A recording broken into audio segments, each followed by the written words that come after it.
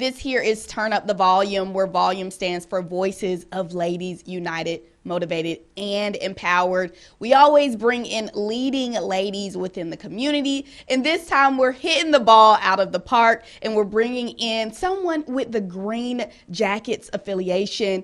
Hello, Catie. How are you doing? I'm good. How are you? Pretty good. We have Catie Graf here, the Director of Marketing over with the Green Jackets. You know, Catie, when people end up in these positions, I always wonder, was their background in sports or was it already in the marketing side of things? So for you, where did you lie at?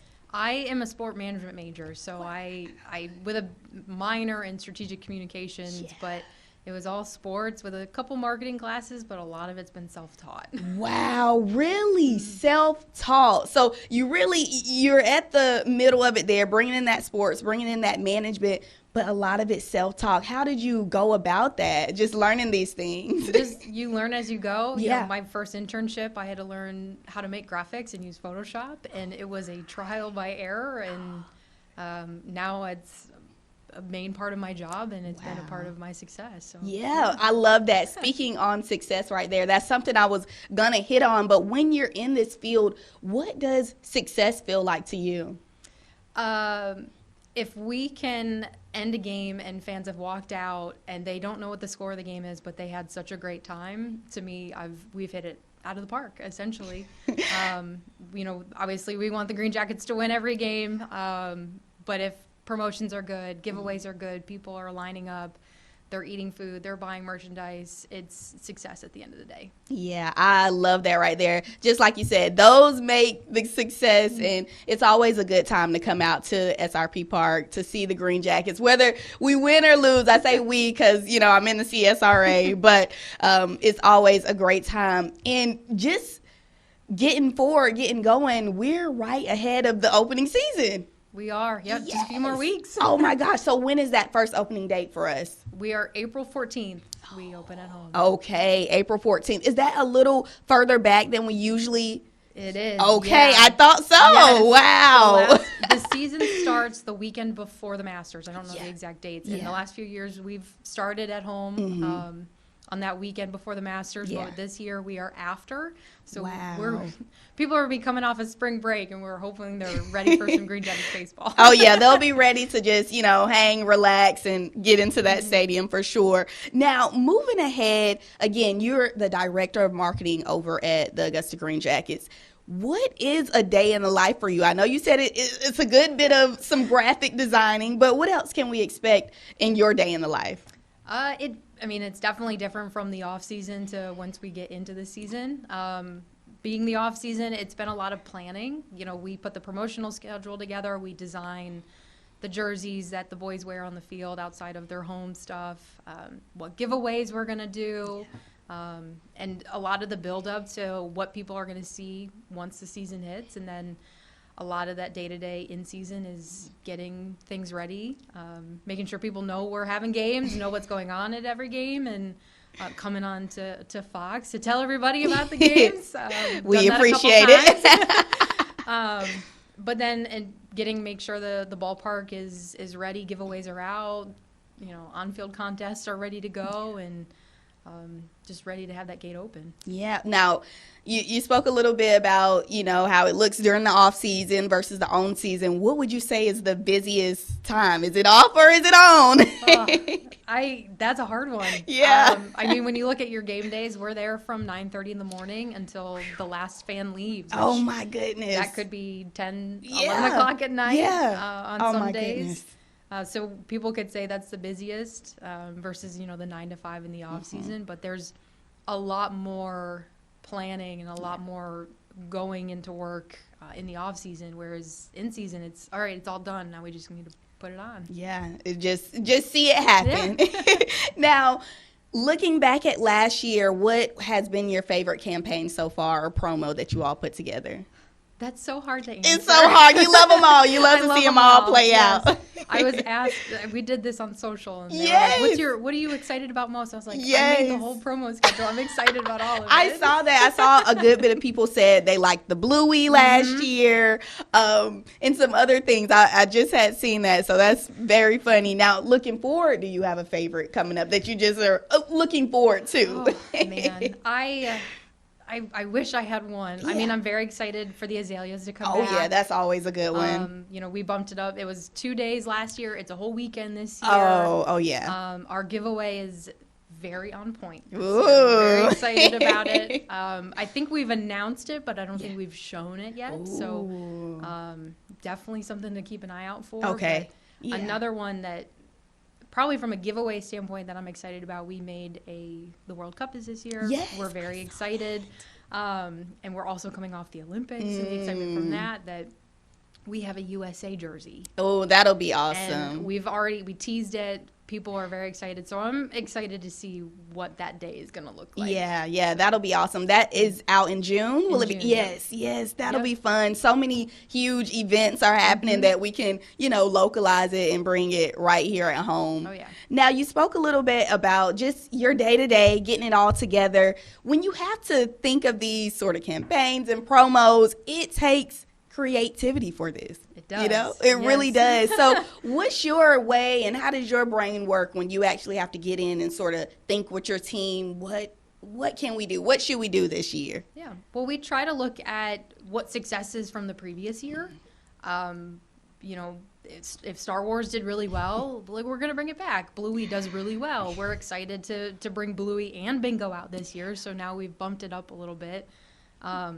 But we try to look at what fans are responding to on top of what's trending. The World Cup is happening this year. We're going to play into that. We are playing into, whatever other things that are coming up. A lot of teams will try to tie in movie anniversaries or, some teams have worked for like Stranger Things, because that was very big last year. So we look at what's trending. We look at what people are talking about online, but we also look what the CRCRA wants. What do people want to see here at the ballpark that we're able to do? And not every idea gets put out and gets executed, but we're excited for what we have, and we hope people respond to it. Yeah, I love that, and I'm definitely looking forward to the Bluey season again. Sesame Street. I have a 2-year-old daughter now, so we're excited for those fun family. I saw, I think Broadway night is going to happen again, so that's going to be exciting. Now, you just said about some of those ideas,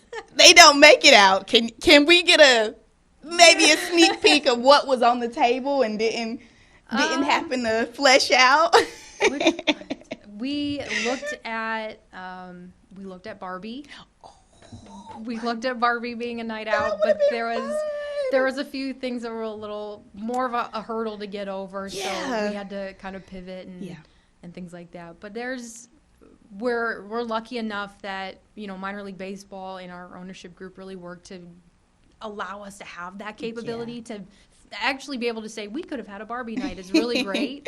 One day, hopefully, we'll see Barbie come out, and especially, again, after the movie and everything, we played into it. We would look to do that, but it's kind of the same. Sesame Street is on Netflix now. It's more people are able to watch it, and things like that. So we want to bring out Cookie Monster and Sesame Street, so it'll be good. That'll be so fun. Now, that Barbie theme, that's cool there that y'all even, looked at it a little bit. I could see everybody in their pink and all of that going on. Now, let's take another step into the SRP Park from your perspective, I would say, and give us one of your best snacks there, your favorite snack out at the field. Oh, is this hard? This is hard.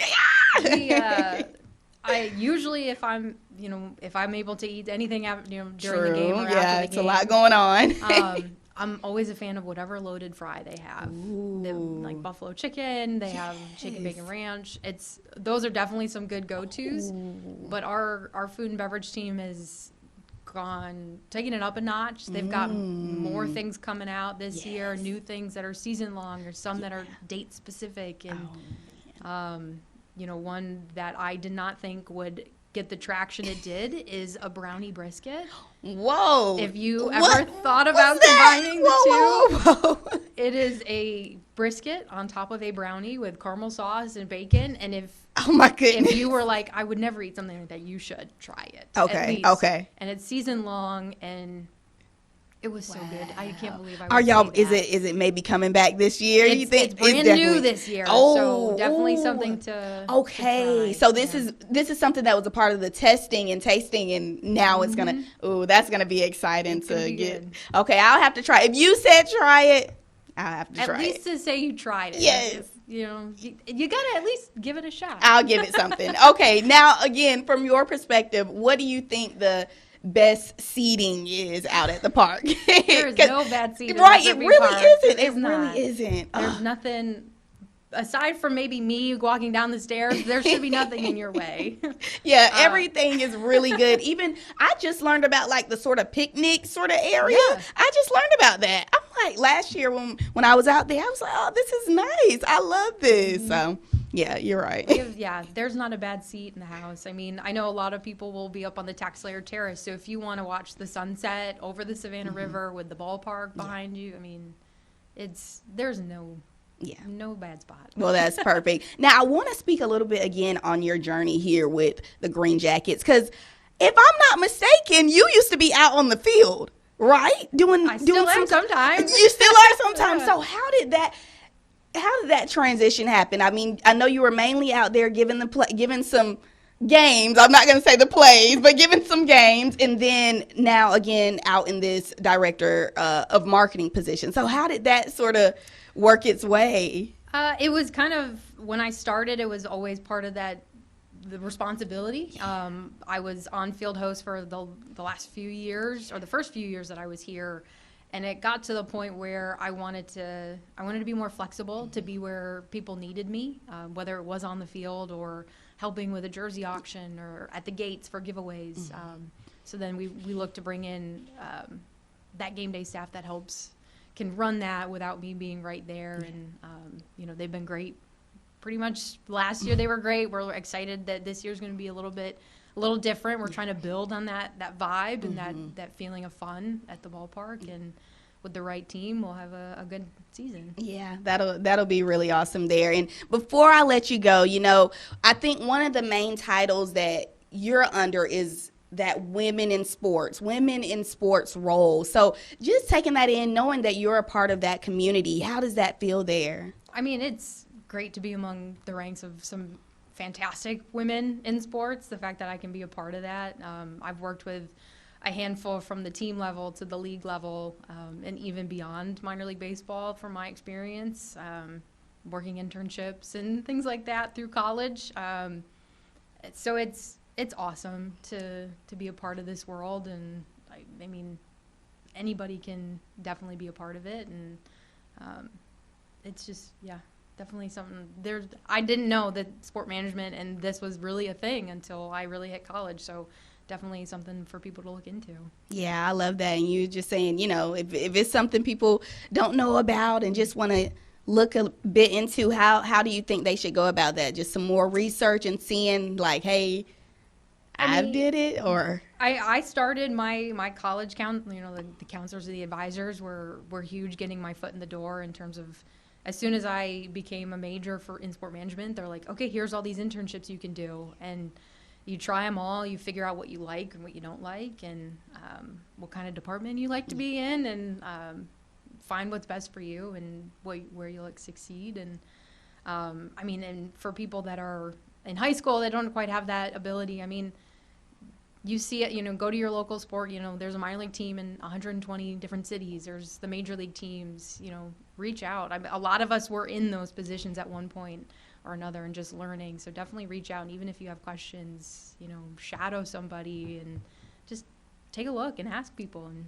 figure out if it's what you want to do there. And, thank you, Catie, for coming in to tell us a little bit about your journey, and also just giving us some insight of what's happening this upcoming season with the Augusta GreenJackets. Anything else we need to know, or for the people coming out this year?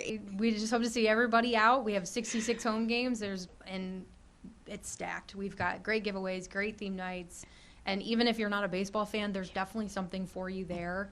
And if you are a baseball fan, we get some of the starters of what will be the Atlanta Braves in a few years. You know, come see them before they get to Atlanta. Come see the top players and these prospects before, you know, as they start their journey, and be a fan for their career. They're 18, 19, 20 years old. They're right out of college. They're draftees. They're just starting their journey in what is their road to the show, and it starts in Augusta. So hopefully people come out, see them here, and then, you know, hopefully in a couple years when they are playing in Truist and playing in Atlanta, you're like, I saw him in Augusta. I saw them play. Oh, I love that there. Well, again, thank you, Catie, for coming on and giving us just those gems and everything about you and the organization. Thank you again.